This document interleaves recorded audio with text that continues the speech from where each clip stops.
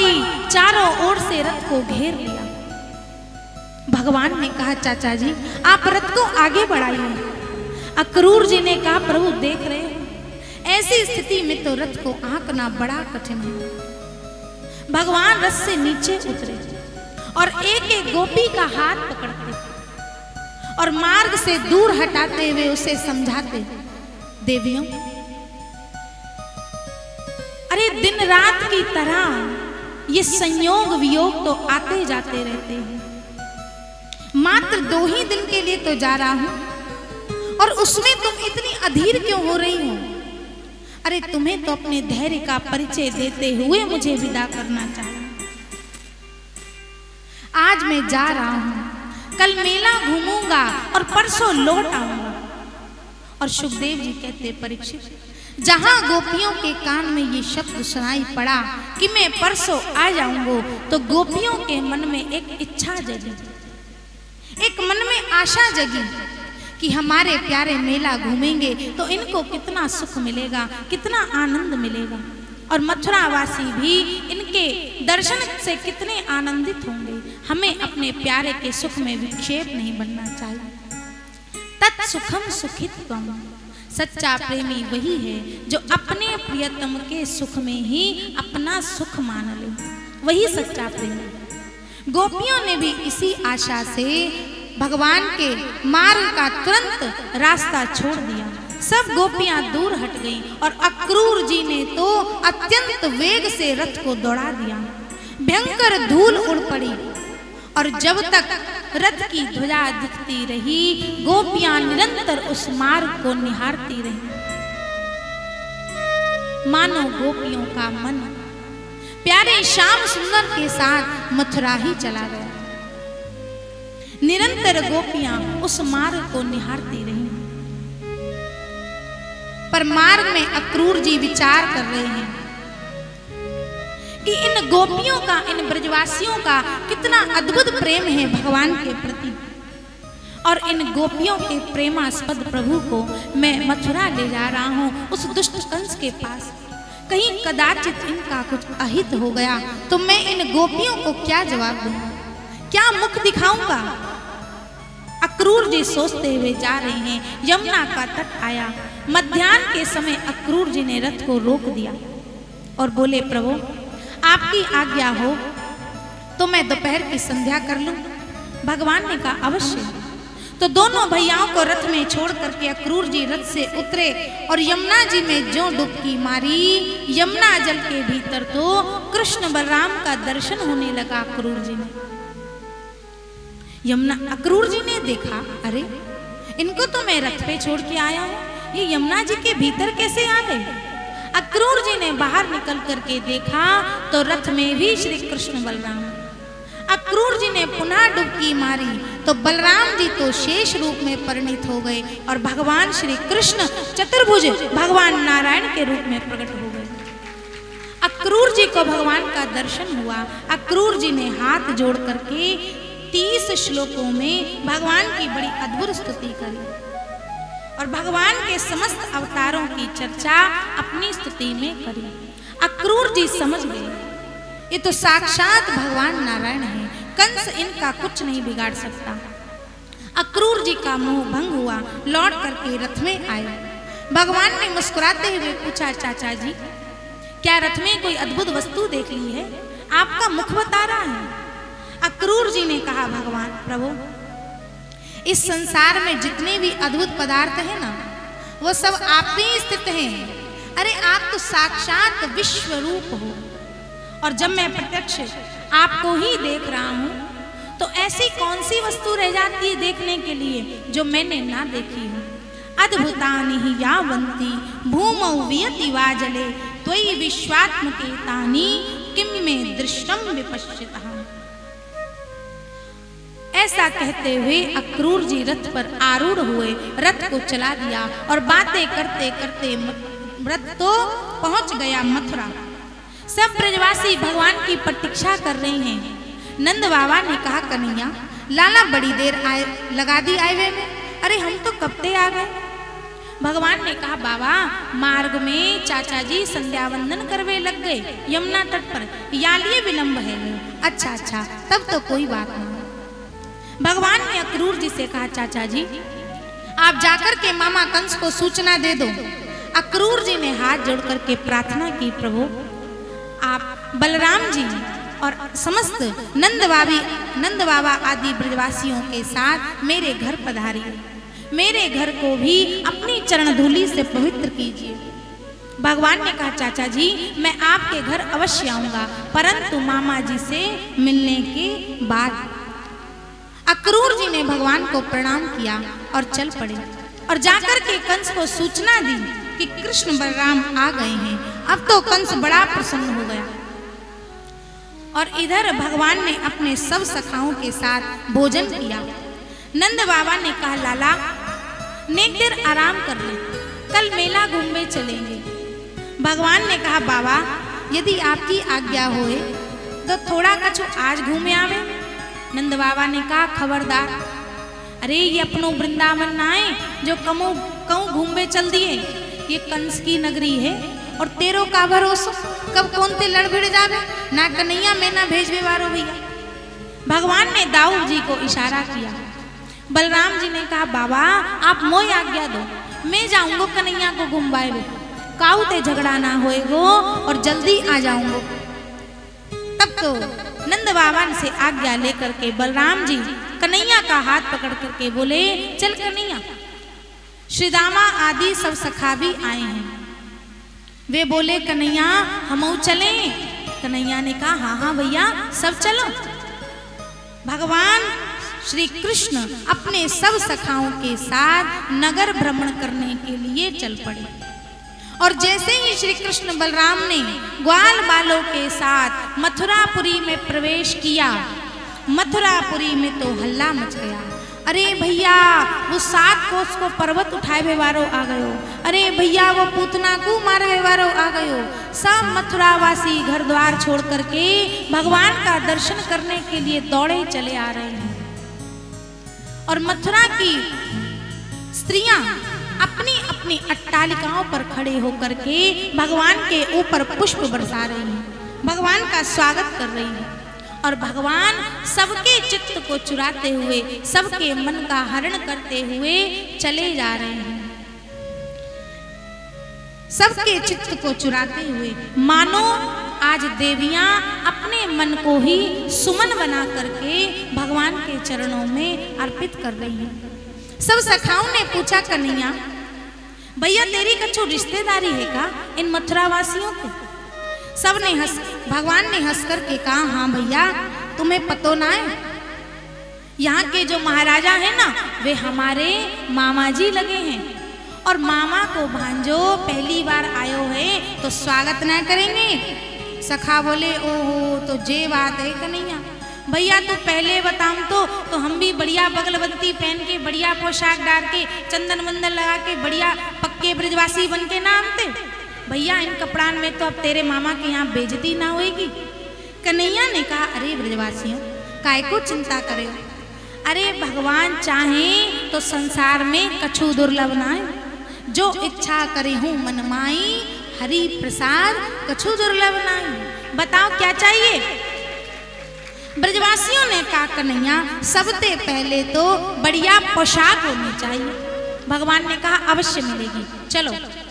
भगवान आगे बढ़े तो सामने से मूंछों पर ताव मारता हुआ कंस का राज धोबी चला आ रहा है और जो ही भगवान के पास आया भगवान ने कहा मामा जी राम राम।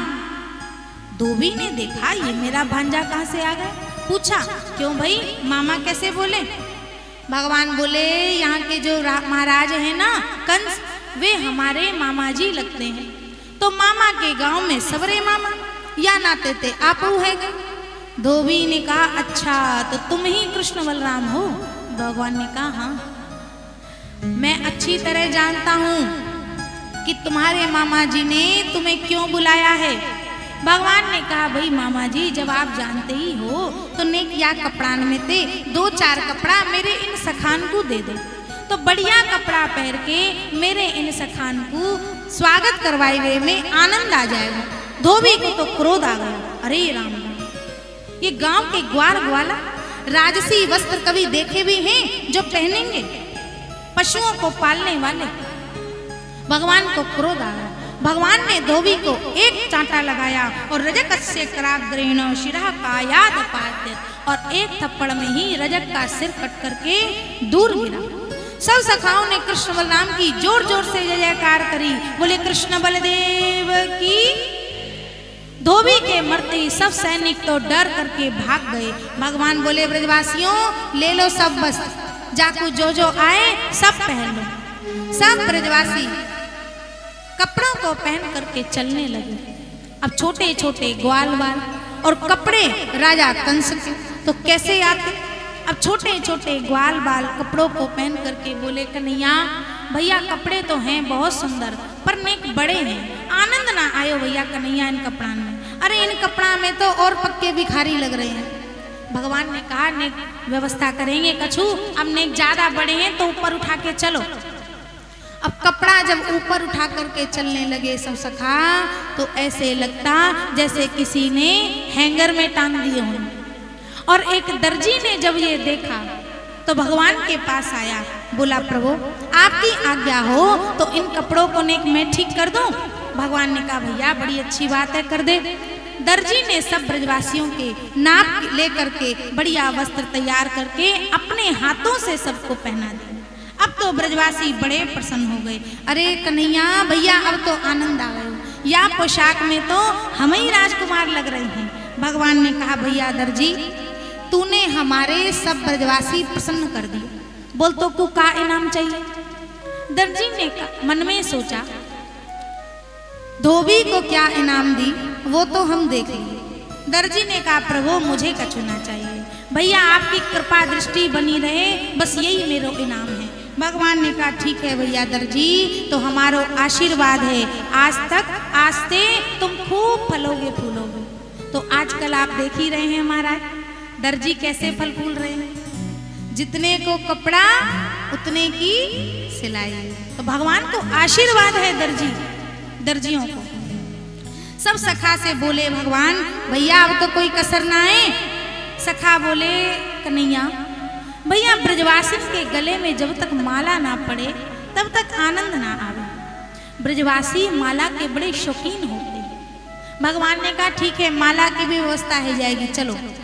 भगवान को अपने सुदाम नाम के माली की याद आ गई। भगवान का परम भक्त सुदाम नाम का माली मथुरा में। भगवान सब ब्रजवासियों को लेकर के उसके घर पहुंचे।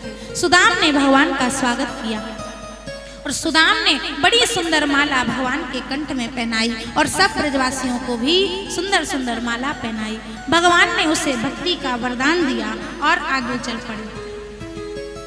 भगवान ने पूछा ब्रजवासियों अब तो कोई कसर ना है? ब्रजवासियों ने कहा कन्हैया बढ़िया पोशाक है गई, बढ़िया गले में माला भी है गई, नेक माथे में चंदन की कमी और है भैया। ब्रजवासियों के माथे पे जब तक चंदन ना लगे जब तक ब्रजवासी आनंदित नहीं होते। भगवान ने कहा ठीक है चंदन की भी व्यवस्था करेंगे, चलो। अब थोड़े ही आगे बढ़े कि 3 जगह से टेढ़ी मेढ़ी एक कुबड़ी चंदन का पात्र हाथ में लिए चली जा रही है और उसके चंदन की बड़ी खुशबू आ रही है। और जो ही भगवान ने देखा तो आवाज लगाई, अरे यो सुंदरी जी आप कौन हैं? और कुब्जा ने पहली बार सुंदरी संबोधन अपने जीवन में सुना। सुंदरी सुनते ही कुब्जा तो पीछे मुड़ करके बोली, आपने मोते कछु कही सरकार? भगवान ने कहा हाँ हाँ सुंदरी जी आप ही बुलाए हो, पहले ये बताओ आपको परिचय का, आप कौन हैं? कुब्जा ने बड़ी प्रसन्नता से भगवान को अपना परिचय दिया। दास्यस्मे हम सुंदर कंस सम्मता त्रिवक्र नामा यनुलेप कर्मणि मद्भावितं भोजपतिरति प्रियं विना युवांकोन्यतमस्तदर्हति। सरकार मैं महाराज कंस की दासी हूँ, मेरा नाम कुब्जा है। मैं उनके यहाँ चंदन लगाने का काम करती हूँ। मेरे हाथ का घिसा चंदन महाराज कंस को बहुत प्रिय है। भगवान ने कहा, देवी महाराज कंस हमारे मामा जी लगते हैं, तो क्या आज ये चंदन आप हमारे माथे पर लगा दोगी? कुब्जा ने कहा, वाह प्रभु, ये तो मेरा सौभाग्य होगा। कुब्जा ने भगवान के माथे पर चंदन लगाया। सब ब्रजवासियों के माथे पर भी कुब्जा ने सारा चंदन पोत दिया। अब तो ब्रजवासी बड़े प्रसन्न हो गए। भैया कन्हैया, आनंद आ गयो, या चंदन में तो बड़ी तरावट है। पर कन्हैया, या बेचारी को सबरो चंदन पोत लियो, पर दियोलियो कछु ना। कन्हैया ने कहा, अरे भाई ऐसी क्या बात है, अभी दिए देते हैं।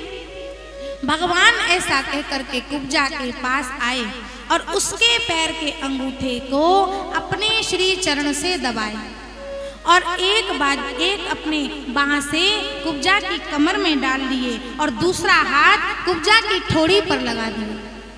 दाऊ जी ने तो मुंह फेर लिया। अरे कन्हैया, भैया ये वृंदावन ना है, ध्यान रखियो। भगवान ने कहा, दाऊ भैया आप चिंता मत करो, मुझको पूरा ध्यान है। ब्रजवासी तो सब कन्हैया से हाथ से परिहास करने लगे। कन्हैया भैया तेरी जोड़ी तो बढ़िया बन गई। अरे तू भी 3 जगह ते टेढ़ो रहे और ये भी 3 जगह ते टेढ़ी है। तू भी त्रिभंगा और ये भी त्रिभंगी, दोनों टेढ़ा टेढ़ी की बढ़िया जोड़ी बन गई। बाल गोपाल तो सब ग्वाल बाल भगवान से हाथ से परिहास करने लगे। इतने में ही भगवान ने जोर की एक झटका मारा और 3 जगह से टेढ़ी कुबड़ी एकदम परम सुंदरी बन गई। बोले कृष्ण बलदेव की। सब देख करके आश्चर्यचकित रह गए। अरे कन्हैया, भैया जन्म की टेढ़ी तने एक झटका में ठीक कर दी। भगवान ने कहा। देखने वाले सब हैरान हो गए। जन्म की कुबड़ी एकदम ठीक हो गई। कुब्जा ने भगवान का पीतांबर पकड़ लिया और प्रणय निवेदन किया, प्रभु आपको मेरे यहाँ पधारना होगा। भगवान ने कहा, देवी जी अवश्य आएंगे, पर मामा जी से मिलने के बाद। भगवान ऐसा कह करके आगे बढ़े, रंगशाला में पहुंचे, जहां इंद्रधनुष के समान एक बड़ा ही विशाल धनुष रखा है कंस का, और अनेकों सैनिक उसकी सेवा में, उसकी रक्षा में खड़े हैं। भगवान ने दाऊ जी से कहा, दाऊ भैया आपकी आज्ञा होए तो नेक या धनुष को छू के देख लो। भगवान ने कहा, अरे लाला अपने मामा का धनुष है, चाहे जैसे देख। इतना सुनकर के जो सैनिक खड़े थे वो तो हंसने लगे। अरे देखो तो ये छोटा सा बालक जिसके दूध के दांत भी नहीं गिरे, वो महाराज का धनुष उठाएगा। दाऊ जी ने इशारा किया, कन्हैया नेक उठा के तो दिखा। और भगवान तुरंत आगे बढ़े और करेण वामेन सलिलमुद्रितम सज्जम चकृत्वा निमिषेण पश्यताम। एक निमिष में, जितनी देर में एक पलक झपकती है, भगवान ने बाएं हाथ से धनुष को उठाया और जो प्रतंता चढ़ाई कि धनुष के तो 2 टुकड़े हो गए। बोले कृष्ण बलदेव की। इतना भयंकर शब्द हुआ धनुष के टूटने का कि कंस तो सिंहासन से गिरते गिरते बचा। चारों दिशाएं कांप गईं। कंस तो भयभीत हो गया। सैनिकों ने देखा, अरे इसने महाराज का धनुष तोड़ दी। सब सैनिक मारने के लिए आगे बढ़े।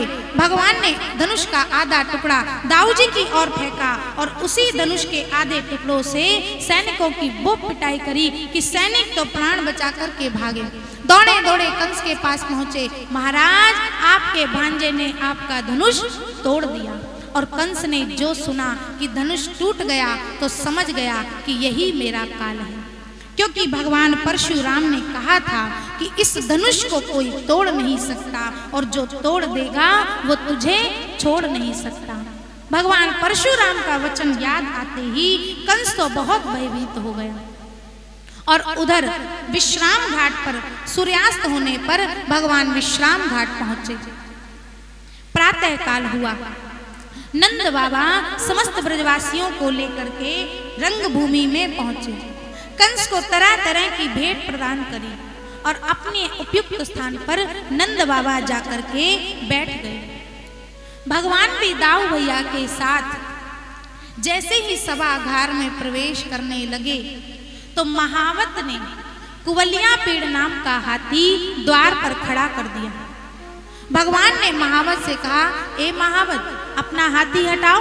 हमें भीतर जाना है। पर महावत ने नहीं सुना। उसने अंकुश मार करके हाथी को भगवान की ओर छोड़ दिया। हाथी ने झपट करके श्री कृष्ण को पकड़ लिया। भगवान ने बलपूर्वक अपने को हाथी से छुड़ाया और पकड़ करके जो ही धरती पर पटका और उसके दोनों हाथ, दोनों दांत उखाड़ लिए और एक दांत दाऊ जी की ओर फेंका और दोनों ही भाइयों ने दोनों दांतों से महावत और हाथी का काम तमाम कर दिया। बोले कृष्ण बलदेव की।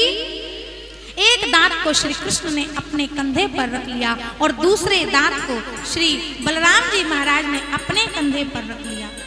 और जो ही रंगभूमि में प्रवेश किया तो सभा में हजारों लोग बैठे हैं और सभा के लोगों को भगवान के अलग अलग रूपों का दर्शन होने लगा। सब अपने अपने भावानुरूप भगवान के दर्शन करने लगे। जिनकी रही भावना जैसी प्रभु मूरत तिन देखी तैसी। सुखदेव जी वर्णन करते हैं, मल्लानाम शरीराम निर्वरा स्त्रीणां स्मरो मूर्तिमान् गोपानां स्वजनो सुतां क्षितिभुजां शास्ता स्वपित्रो शिशुः मृत्युर्भोजपतेरति विराट विदुषां तत्त्वं परं योगिनां वृष्णीनां परदेवतेति विदितो रंगं गतः साग्रजाः। सब लोग अपनी अपनी भावना से भगवान के अलग अलग रूपों का दर्शन करने लगे। पहलवानों ने जब देखा तो उन्हें लगा साक्षात वज्र ही मूर्तिमंत होकर के हमारे सामने उपस्थित हुआ है। मानवों ने जब देखा तो उन्हें भी ऐसा लगा जैसे कोई विशिष्ट महापुरुष हमारे सामने खड़ा है। स्त्रियों ने जब देखा तो उन्हें लगा कि साक्षात कामदेव ही हमारे सामने मूर्तिमंत होकर के खड़े हैं। ग्वाल बालों को अपना सखा दिखाई दे रहा है। अरे ये तो हमारा कन्हैया आ गए। और जो दुष्ट प्रकृति के राजा बैठे हैं उन्हें लगा कि हमें दंड देने वाला कोई शासक खड़ा है। और देवकी वसुदेव को भी कंस ने सभागार में बिठा रखा है। देवकी वसुदेव को अपने लाला का दर्शन हो रहा है। भोजपति कंस को अपना काल दिखाई दे रहा है। मूर्खों को, अज्ञानियों को भगवान के विराट रूप का दर्शन हो रहा है। योगियों को, संतों को भगवान के साक्षात परमात्मा स्वरूप का ही दर्शन हो रहा है, ब्रह्म स्वरूप का, कि यही आज हमारी आंखों के सामने उपस्थित हुआ है। और जो यदुवंशी हैं, वृष्णिवंशी हैं, भोजवंशी हैं, उन सबको भगवान से वे सब अपना संबंध जोड़ रहे हैं। अरे ये तो मेरा भतीजा है, कोई कहता है मेरा भांजा है। इस प्रकार से सबने अपने अपने भावानुरूप भगवान का दर्शन किया। और भगवान को देखते ही चाणूर नाम का दैत्य ताल ठोक करके आया और भगवान से बोला, ए नंद के छोरा, बहुत नाम सुना है, हमारे महाराज पहलवानी के बहुत शौकीन हैं। आओ दो दो हाथ करके महाराज को प्रसन्न करें।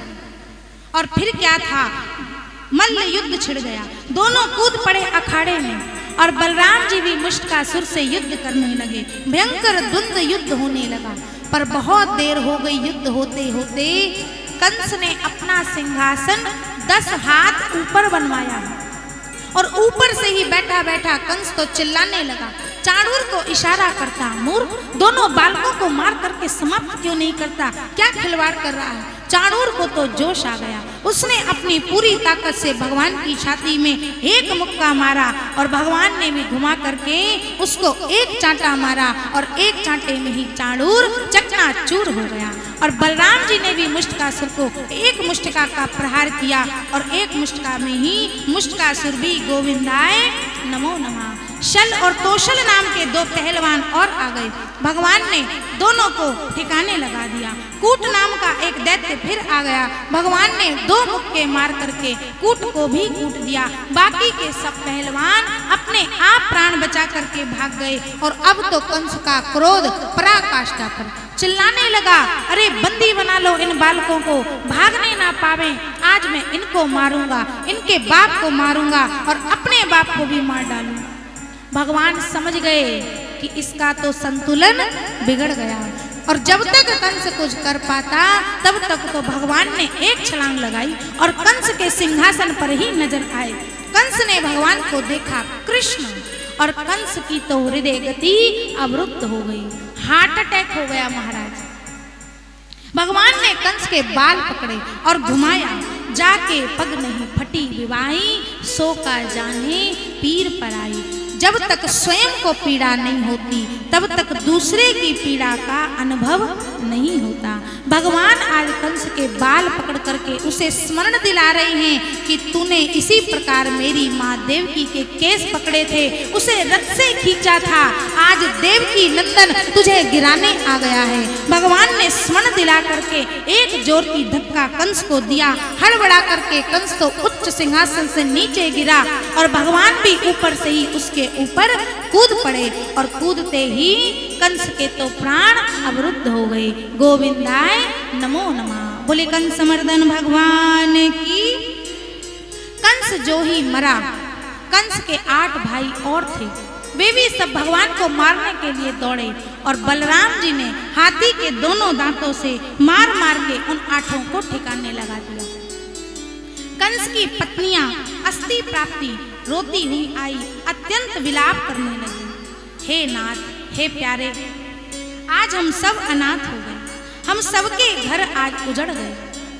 भगवान ने दोनों को अनेकों प्रकार से समझाया। इस प्रकार से भगवान ने कंस का उद्धार किया। अब तुरंत दोनों भैया कृष्ण और बलराम ने अपने माता पिता देवकी वसुदेव को बंधन मुक्त कराया और उनके चरणों में वंदन किया। पर देवकी वसुदेव अपने पुत्रों को हृदय से नहीं लगा पा रहे हैं, क्योंकि बड़े बड़े पहलवानों को मारते हुए देखा है। जान गए हैं देवकी वसुदेव को भगवान के स्वरूप का बोध हो गया कि ये तो साक्षात जगदीश्वर है, परमात्मा है। पर भगवान ने जब देखा कि मेरे माता पिता को भगवत भाव का ज्ञान हो गया है, भगवान ने तुरंत अपनी वैष्णवी माया को आदेश दिया, जिससे कि दोनों दंपतियों का वात्सल्य जागृत हो गया। देवकी वसुदेव ने अपने दोनों पुत्रों को हृदय से लगाया, कंठावृत हो गया और अपने नेत्रों के अश्रुओं से भगवान का दुग्ध अभिषेक कर दिया। भगवान ने अपने नाना उग्रसेन को मथुरा का राजा घोषित कर दिया। उग्रसेन ने मना किया, पर भगवान ने कहा, महाराज, हम यदुवंशी राजा ययाति का शाप होने के कारण राज सिंहासन पर नहीं बैठ सकते। राजा तो आपको ही है, राजा तो आप ही रहोगे। आपके सचिव, आपके सलाहकार बनकर के सदैव आपके साथ रहेंगे। सुखदेव जी कहते, राजन, अब भगवान श्री कृष्ण और बलराम नंद बाबा के पास आए और हाथ जोड़ करके बोले, बाबा, अब आपकी आज्ञा हो तो क्या थोड़े दिन अपने जन्म देने वाले माता पिता की भी सेवा कर लो। कन्हैया के भाव को नंद बाबा समझ गए, जान गए, और वसुदेव जी से सारे रहस्य को जानने के बाद नेत्रों में अश्रु भर करके नंद बाबा ने तो अपने दोनों बालकों को हृदय से लगा लिया। नंद बाबा को आज पतो चली कि कन्हैया मेरो लाला नहीं है, ये तो वसुदेव को लाला है। कन्हैया के सब सखा बोले, कन्हैया भैया तो हमारे साथ वृंदावन ना चले गो, आते समय तूने मैया से कही थी कि मैं परसों आ जाऊंगो और अब चले गो ना। सुखदेव जी वर्णन करते, परीक्षित, उस समय जो करुण क्रंदन हुआ उसका तो कौन वर्णन कर सकता है। उस समय का दर्शन कोई कर ही नहीं सकता। जिस बाबा ने उंगली पकड़ करके कन्हैया को चलना सिखाया, जो ब्रजवासी कन्हैया के साथ 2400 घंटे खेले कूदे, और उन ब्रजवासियों से आज कन्हैया ने 2 टूक कह दिया कि बाबा तुम सब वृंदावन लौट जाओ, मैं शीघ्र आईवे को प्रयास करूंगा। क्या बीती होगी राजन नंद बाबा के हृदय पर, क्या बीती होगी उन ब्रजवासियों पर। मदमंगल तो कन्हैया के अंग लग गया,